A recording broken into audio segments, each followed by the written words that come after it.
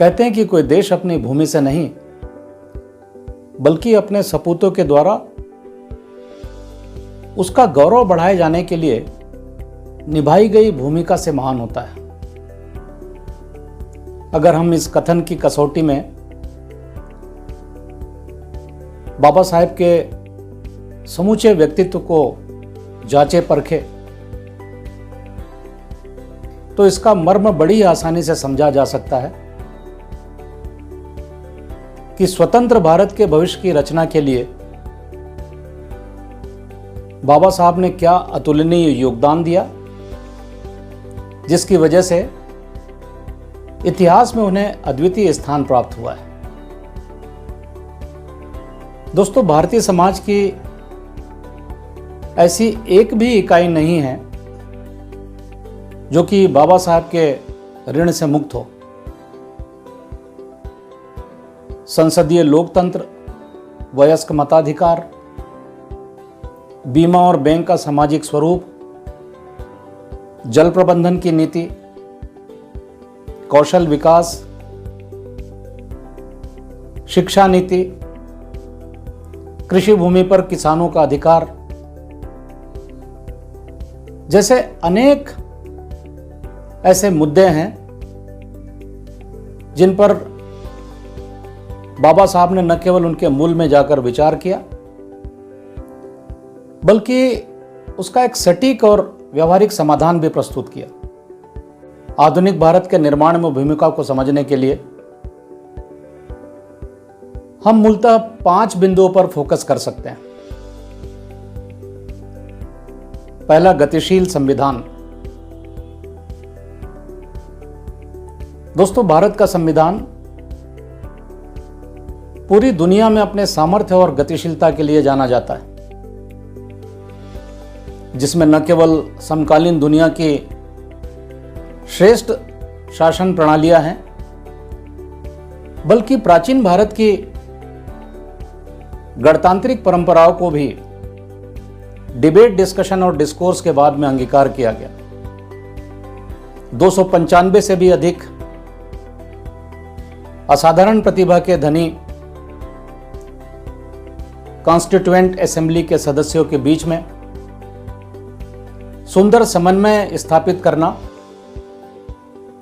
उनके प्रत्येक प्रश्न, उनकी शंकाओं और संदेहों का ठीक तरीके से निराकरण प्रस्तुत करते हुए एक आम सहमति बनाने का जो अद्भुत कौशल है वह बाबा साहब अंबेडकर के नेतृत्व में ही संभव हो सका। दूसरा महत्वपूर्ण योगदान उनका है भारत में सेंट्रल बैंक की स्थापना।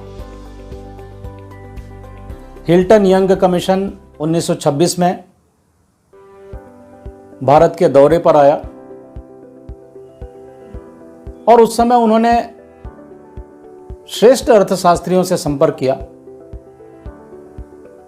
इसी श्रृंखला में बाबा साहब अंबेडकर ने अपनी प्रसिद्ध पुस्तक द प्रॉब्लम ऑफ रूपी, इट्स ओरिजिन एंड सॉल्यूशंस के आधार पर जो प्रेजेंटेशन दिया उसके अनुसार 8 वर्षों के बाद भारतीय रिजर्व बैंक ऑफ इंडिया की रूपरेखा तैयार की गई। हम सभी जानते हैं कि भारतीय रिजर्व बैंक 1 अप्रैल 1935 में अस्तित्व में आया, जिसकी रूपरेखा तैयार करने में बाबा साहब अंबेडकर ने अपना एक महत्वपूर्ण रोल अदा किया है। तीसरी महत्वपूर्ण बात कि 1942 से लेकर के 1946 के मध्य बाबा साहब वायसराय एग्जीक्यूटिव काउंसिल में लेबर मिनिस्टर हुआ करते थे और उनके अधीन श्रम, जल संसाधन, पीडब्ल्यूडी जिसे हम लोक निर्माण विभाग भी कहते हैं, जैसे 13 महत्वपूर्ण मंत्रालय हुआ करते थे। इस छोटी सी कार्य अवधि में 4 वर्ष के कालखंड में उन्होंने रोजगार दफ्तर की स्थापना, श्रम कानून, मातृत्व अवकाश, हीराकुंड डैम की शुरुआत, दामोदर घाटी परियोजना जैसे अनेक महत्वपूर्ण कार्य आरंभ किए थे। 1951 में वित्त आयोग, जिसे हम फाइनेंस कमीशन के नाम से भी जानते हैं, इसकी स्थापना भी डॉक्टर बाबा साहब अम्बेडकर ने की थी।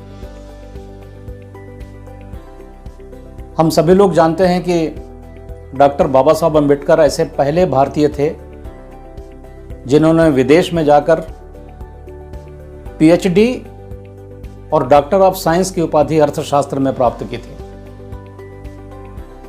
उस समय उन्होंने एक दूसरी महत्वपूर्ण किताब लिखी थी जिसका शीर्षक है the evaluation of provincial finance in British India. इस थीसिस में इस बात की चर्चा की गई है कि जहां भी फेडरल स्ट्रक्चर होता है, संघीय ढांचा होता है, वहां केंद्र और राज्य सरकार के बीच में किस तरह से टैक्स और नॉन टैक्स रेवेन्यू का बंटवारा होना चाहिए। यह ग्रंथ वित्त आयोग की स्थापना के लिए आधारभूत ग्रंथ माना जाता है। पांचवी महत्वपूर्ण बात, जेंडर इक्वलिटी। जिस तरह बाबा साहब वंचित, उपेक्षित और समाज के उत्पीड़ित वर्ग के लिए अफर्मेटिव एक्शन और प्रतिनिधित्व की वकालत करते थे, वे चाहते थे कि महिलाएं भारत की नीतियों के निर्धारण में अपनी एक निर्णायक भूमिका अदा करें। और इसी के विकास क्रम में उन्होंने 1947 से हिंदू कोड बिल पर काम करना आरंभ किया था, जिसके 1951 में पारित न होने को लेकर इतने व्यथित हुए कि उन्होंने मंत्रिमंडल से त्यागपत्र दे दिया।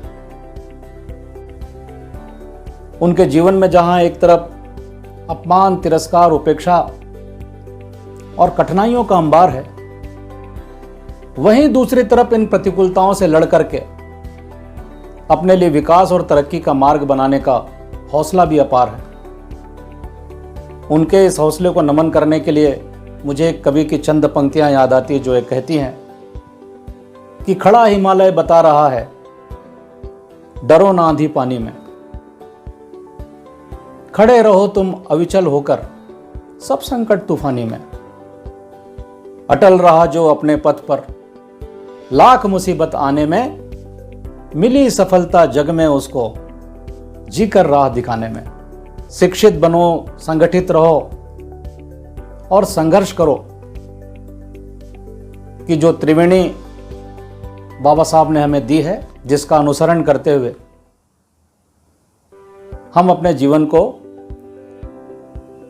खुशहाली की ओर लेकर के जा सकते हैं। इन्हीं शब्दों के साथ एक बार फिर आप सभी को बहुत बहुत शुभकामनाएं, बहुत बहुत धन्यवाद।